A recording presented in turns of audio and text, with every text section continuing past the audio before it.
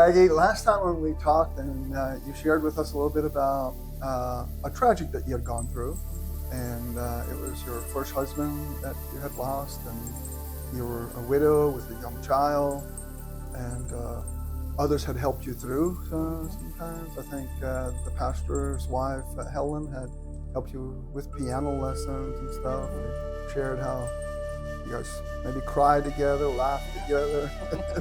And then you also shared some friends had taken you out to a movie. That was awesome. It was just really good to hear that you were new to the community, but at the same time, there were those that really loved on you and just poured out to you. Exactly. And then life continued on. Mm-hmm. And then you met John Froese. Tell us a little bit about how you met him, and explain to us a little bit about your experience with John. Yeah, that was interesting. One of the reasons that we met was my sister Mary. Okay. She had known him already for some time in the youth. Okay. He was working with the youth, or they were hanging out at his place a lot. Okay. So she got to know him, and so her dream was that we would meet. Okay. And so she thought he was a nice enough guy to meet my... Yes. There you go. Hey, that's good. That's good. Yeah, she had a boyfriend from Mexico. Okay. But he only came there every so often. And so she was by herself a lot and just hanging out with the youth over there. Sure. And that's how she got to know him. Okay. But yeah, when she first started talking to me about him, she would tell me, "That's a nice guy. You should meet him." And I said, "Don't even talk about it. I never want to get married again. Just forget about it." But she wouldn't give up. She would continue to talk about him, what a nice guy he was. And he started to get into my head, you know. Oh! And I did not want it. I thought, no, I'm not going to do this. I'm not going to do this. I tried to avoid it with everything that I had. I did not want to date or marry again ever. That was the farthest from my mind. And but and it seemed like the more I was fighting it, the stronger that those thoughts came. Yeah, it was just getting worse. And so finally I was tired of it, and I just told God, well, if this is your will, then let it continue. Then I want to do this. And if not, you take these thoughts out of my mind. I'm done with that. I don't want to be in this situation. Well, it was obvious that didn't go away. So I gave into that thought of thinking. But then I guess he had a hard time. I'm thinking I was on his mind already for a while too, but he didn't find a way of asking me to see if we wanted to meet or date. Yeah, and start knowing each other, whatever. Sure. And so it took him a while, but then one day he did call. Okay. And it was interesting it was on a day where we had choir practice, and I did join the choir practice as well. And so he calls, and my sister is the one that answers the phone. Okay. And she that wants you to meet him. Exactly, that one. Yeah. So sounds like a setup, but anyway, go ahead. And so she just heard his voice, and she started screaming. I mean, out of excitement, just, yeah! She was so excited. But anyway, she told me that he wanted to talk to me, and I was nervous. I thought, no, I don't know if I want to do this. But I did go to the phone, and then he asked if he could go for a tea or soda, whatever, after choir practice. Okay. And I also did piano lessons after the choir practice. Oh, okay. So I said, well, I have piano lessons after choir practice. And he had figured, okay, that's her excuse. She doesn't want to. And so, but then I felt bad, and then I said, but we could do it after that. Okay, so then that's how that one went. But I don't remember choir practice or anything. So, and then when I was supposed to do my piano lesson after that, which was by my pastor's wife, she was the one giving me those lessons, and I was so nervous. So And she all of a sudden realized that John was sitting all the way in the back of the church. And she was wondering, why is he? And then it dawns on her. And she just asked, do you have a date? Oh! And I just said, yeah. Oh, never mind. You don't need to do your piano lessons today. You're fine. Just go. And so I never did it because I couldn't do them anyway. I was way too nervous. So, yeah. So that was our first date. He ordered a tea, and I didn't speak English at the time at all. So I just ordered the same thing as he did. And so, but I wasn't used to drinking tea. So I did not know how he could drink it. But I had a tea there and played with my straw. And but you weren't drinking it, but he was drinking. I'm not sure how much he drank either. But butterflies were in his stomach. So I think so. It wasn't that he didn't like the tea, but I guess both of those things together. Sure. So I don't think my cup got any emptier than what it was when I received it. But anyway, that was our first date. So it went well. We didn't say much, both of us.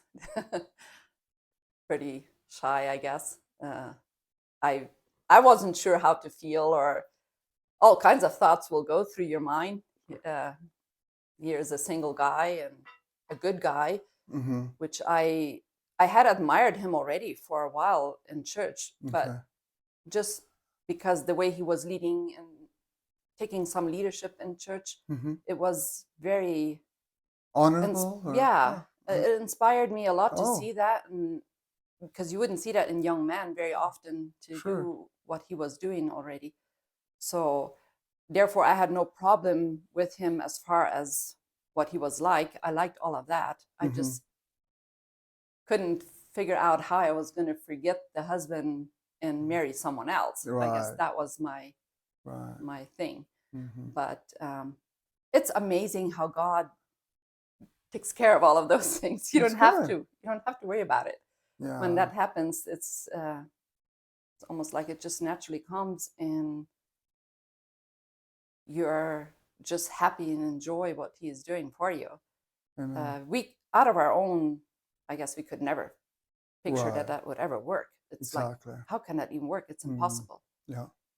But yet the Lord comes and works in our emotions and our feelings. Yeah. It's amazing. You can't explain it. It's just, it's amazing how that works. Yeah. So you obviously didn't stay by one date? No. I think our next date was a pizza. We went for a pizza. Oh, nice. Because I remember, I don't know if I even ate a slice, probably one slice, but very slowly. Later on, he said it had looked like I didn't want to hurt the pizza. Oh, there you go. I didn't want to hurt the pizza. That slowly and whatever I was eating it. But did you like pizza though? Yeah, I liked it. I was just nervous still. Okay. It took me a while to get over all the nervous part, but we didn't date very long. It was only 3 months. Oh wow! But we both knew that God had brought us together, and so awesome. That was the reason, I guess, we didn't think that we needed to date a long time. And he was also a school teacher at the time, which made it a little bit more complicated to either we would get married during the time we did, or we would wait until school was over, which that could be another 5-6 months. So, and we figured then we could take where the break was over Christmas and got married over Christmas. So you got married over Christmas? That's right. Cool. So. What day? What day was that? December 27th. Wow. That's amazing. Yeah. Nervous again, even at my wedding day, but I think the happiest that I had ever imagined I could be. So, there you go. Amazing how God works. Oh, right? Yeah. I would never say that God cannot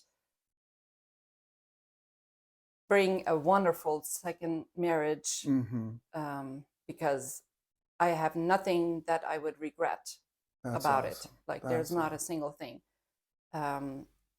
and I hadn't had no problem. There's never going to be two men the same. Like my Right, husband, sure. my first husband had different things that I liked about him Sure. than this one does, Sure. and which is totally fine. Mm-hmm.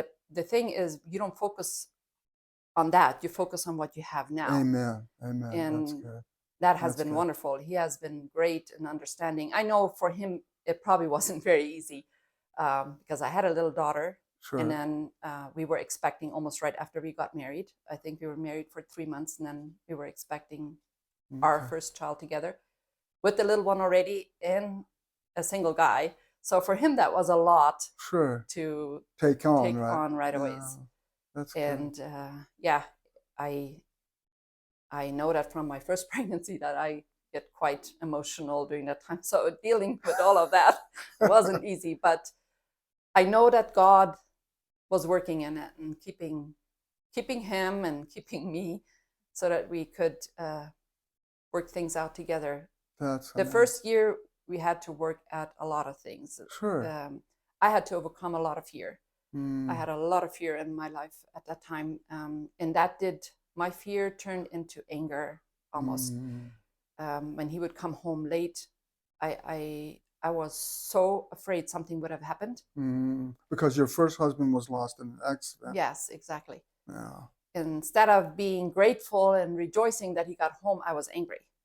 I didn't know how to handle that. And so that was a very, very hard year for him, especially because he couldn't figure out how do I help her? How do I work with it? Sure. So, but we have had wonderful marriage after that. Most of the time they would say the first year was the honeymoon, but not for us. That was the other way around. I mean, it wasn't bad. It was just hard. Very, very it was hard. figuring out all of the emotions because so much had happened already. Yeah. And if I had just learned earlier to trust God, like I changed over the years, and now I can see I could have done things different. Sure. But I was learning. My faith was, I think, very small, or how you would say it. So I learned over the years, but sure, we grow, right? Kind of like a tree. The roots go deeper and deeper and deeper, and as the storms of life come, it's not easily blown over because you were young, establishing roots in your faith, and then have all this happen. So yeah, absolutely. Wow. Yeah. And misunderstanding also on who God is, right? Yeah. Very much being taught that was God's doing. Yeah. Which was not true. No. A lie of the enemy. When you did do some things wrong, in my mind, I would very often think, oh, now this is going to happen to me again because I didn't treat him right, and so then God would punish you and wipe him out. Oh, wow. Yeah, so that didn't help for all the fear that I was facing. So, but yeah, I see God totally different now. Amen. Amen. Well, that is awesome to hear. I just love your guys' story, and of course, Elizabeth and I know you all really well, but know John from before you were married, but also when you guys got married.